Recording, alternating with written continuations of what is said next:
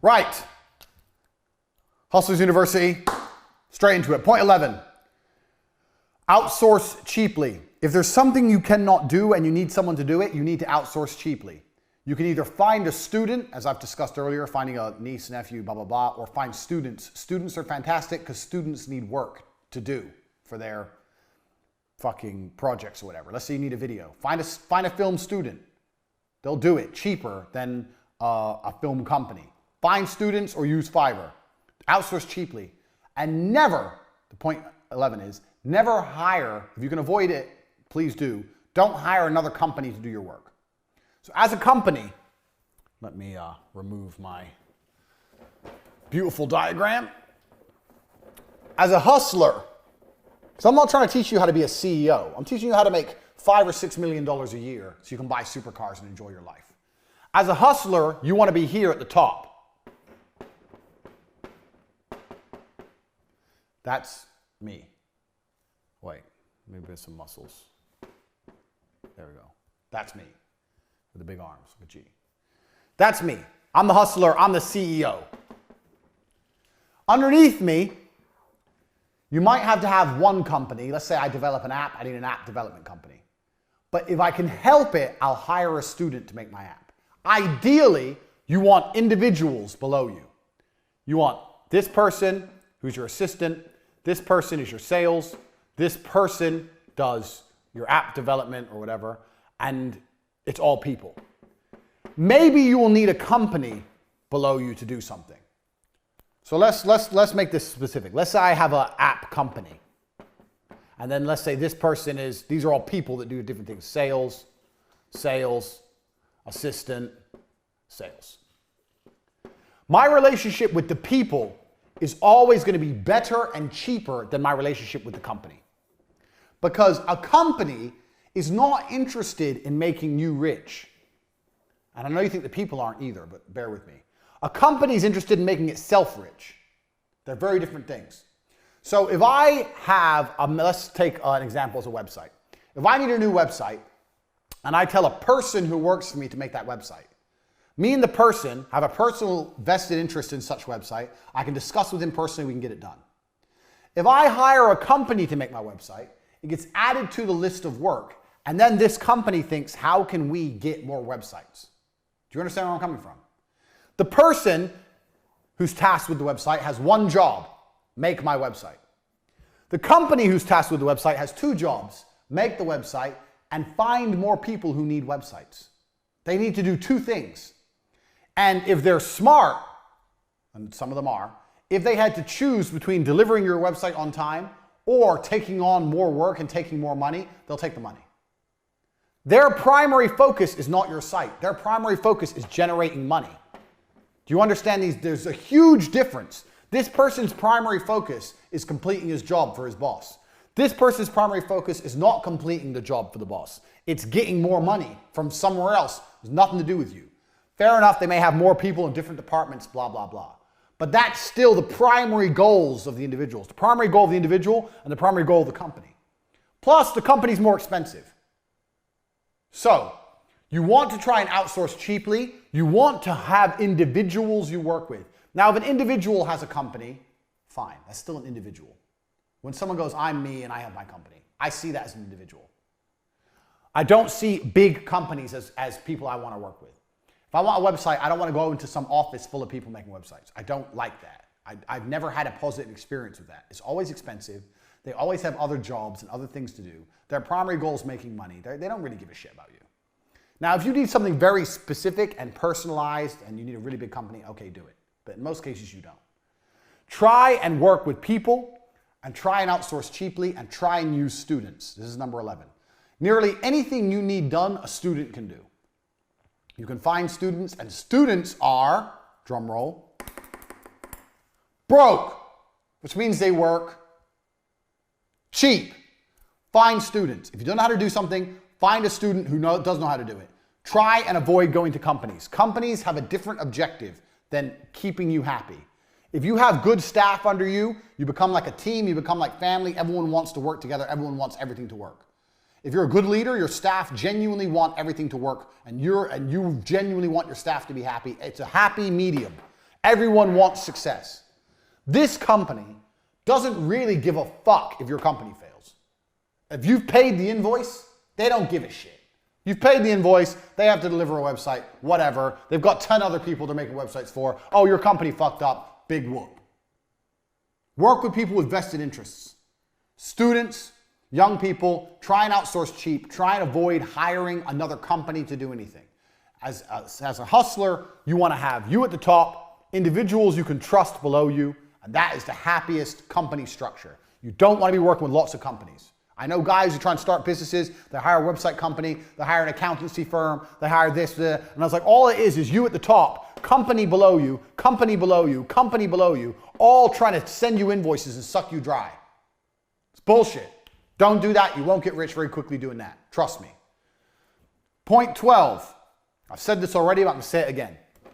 I've been over this, but I'm going to stress it. Like I said, some of these points are going to overlap a little bit because of the way I explain things off the top of my head, because I'm a fucking genius. I don't need to sit there and script this out. You can't fuck up if you don't spend money. This is key. It's very hard to fuck up if you don't spend money.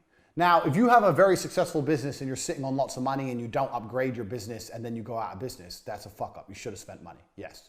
If you're a Blockbuster and you are sitting waiting for people to rent videos and you didn't invest in a streaming service like Netflix and you go out of business, yeah, you fucked up. You should have spent money. But at the beginning of a company, as a hustler, if you don't spend money, it's very hard to fuck up. 99% of business fuck-ups are, I spent cash and I can't get it back. I spent cash and I lost it. I spent cash and now I don't have enough cash. If you don't spend, it's very difficult to fuck up. And this is why being broke is so liberating. I was happier starting businesses when I was broke. If you're watching this and you're broke and you're living at home with your mom, you are lucky. If everything goes wrong, you still have somewhere to sleep. You're still going to eat. You haven't got to worry about a mortgage payment. You ain't got to worry about a car payment. If everything fucks up, you're still okay. If you're in a position where you're semi-successful, you have a BMW and an apartment, now you can't afford to fuck up. You're going to lose everything. This is the point. So, if you're not successful, things are even better. But spending money is the easiest way to go wrong. If you don't blow money, it's very hard to fuck up. And that's why we go back to the way I teach you to start businesses for nearly for free. Don't spend money. If you're going to spend money, spend it on what you spend it on here. Knowledge, information. I'm going to save you thousands, hundreds of thousands for what you got this course for. But in general, I see people and they're so happy to spend money. Don't spend your money because it's very hard to fuck up if you're not spending money. If you've got a hustle, it doesn't matter what it is, and it's bringing money in, yeah, and you're not spending money all the time, you'll be okay. Now, I'm not saying be tight. I'm not saying don't invest. I'm not saying be stingy. I'm not saying any of that. I'm saying be careful and think, do I need to spend this money right now? And when you were to decide if you're going to spend money or not, the question is it going to make me more money? So let's take our makeup brand. You have your makeup brand. I chose makeup because I don't know anything about makeup because I'm a man. So it's just a general thing. You have your makeup brand. You have your website. You're doing some advertising. You've got a few YouTubers, makeup YouTubers using your products and you're doing some advertising. You're bringing in money, right? You're bringing in money. Right now, you're all working from home. You're from home. You got boxes around your bedroom. You're working on a laptop. You're making money. Now, you have some money you can spend. How do you spend that money? I'm asking you, but I already know the answer. The answer is you spend the money in a way that will bring more money in. So let's say you're semi-successful now. You may sit and think, well, I want an office now. I need to get an office. No, you want an office. You don't need an office. You're making money without an office. Setting up an office, is that going to bring in more orders? How is you being in an office when the website's exactly the same going to bring in more orders? It's not. It's not going to change anything. If you spend that money on more YouTubers talking about your products, you'll bring in more money. Only spend money if it's going to if you can see the clear path to how it's going to lead to more money in, or don't spend it. Too many people fuck up because they just go, oh yeah, let me invest in, oh, I need an office, or I have this all the time with people, all the time. I get approached with this all the time. You need a back end. Fucking back end. All the time. You need to spend, it's only 2 days ago, 15,000 euro he wanted to build me this super back end, because I have the war room, which is all run on Telegram, and all this bots. So when someone buys a product, it automatically links to their Telegram ID, automatically adds them in and out. The war room checks what other products they have, links them into the right rooms in the war room, blah, blah, blah, blah, blah. And I'm sitting there going, okay, I see how that would be useful, a huge, very complicated technical back end. But I don't see how that's going to bring more people in the front. I'm a millionaire. He wanted 15 grand, which is nothing. I don't see how me having all this fancy shit behind my website at this current stage, maybe at a later date, is going to make more people buy from my website. So why do I need it? All I need is people to buy. I don't need this back end, fucking back end, this big, huge back end for money. That may speed up things once they've already purchased. But right now I'm doing everything manually with staff, and the staff are competent and it's getting done. It's fine. So why do I need to spend this money? It goes against my business principles. When someone explains to me how this back end will convince more people at the front end to buy, then I'll be interested. But until then, if I'm going to spend 15 grand, I'm going to spend it on bringing more people in the front door. Now, if I get overloaded and there's no possible way I can deliver on my products, I'll buy a back end. But until that happens, I am only interested in one thing, money in. What's the other lessons I taught you in the first 10 lessons? One of the lessons was what? What's a business? A business is this. This is a business. This is a website, ain't a business. Money in the bank ain't a business. A back end ain't a business. The only thing that's a business is this. Orders coming in. That is a business. The rest of it is bullshit fulfillment. This is your focus. As long as you have this, you will be okay.